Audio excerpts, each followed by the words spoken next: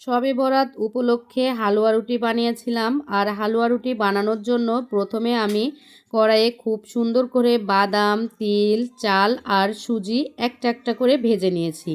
এইবার আমি প্রথমেই বানাবো সুজির হালুয়া। সেজন্য আমি কিন্তু চুলায় পানি আর চিনি যা যা মশলা লাগে সব কিছু একসঙ্গে খুব সুন্দর করে জাল করে নিয়েছি। এইবার আমি তার মধ্যে দিয়ে দিব আমার ভেজে রাখা সুজিগুলো। এটা কিন্তু খুব একটা সময় লাগে না, খুব অল্প সময়ের মধ্যেই হয়ে যায়। আর এটা যেহেতু আমি নরম করব না, একটু শক্ত বানাবো, সেজন্য চুলায় খুব একটা সময় দিইনি, আমি খুব তাড়াতাড়ি করে নামিয়ে নিয়েছি। আর এদিকে হালুয়া বানানো দেখে আমার দুষ্টু বাবুটা খুব মজা করে নাচানাচি করছে।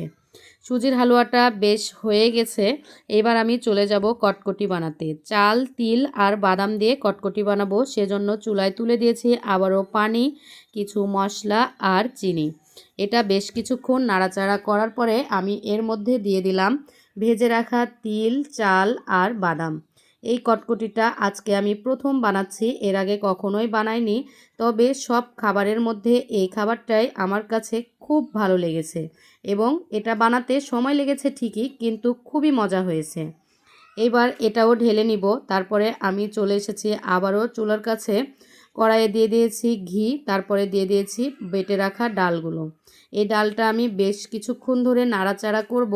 একটু ভাজা ভাজা হয়ে গেলে তার মধ্যে দিয়ে দিব চিনি। চিনিটা দেওয়ার সঙ্গে সঙ্গে কিন্তু আবারও পানি পানি হয়ে এসেছে। এই পানিটা আবারও সুন্দর করে চুলাতে আধো আধো আঁচে মেরে নিয়েছি। তারপরে এই তো আমি সবগুলো ঢেলে নিয়েছি প্লেটে।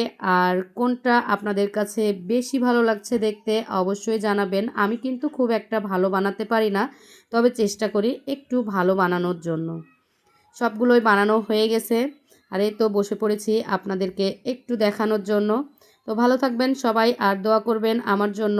দেখা হবে পরে অন্য কোনো ভিডিওতে। আল্লাহ হাফেজ।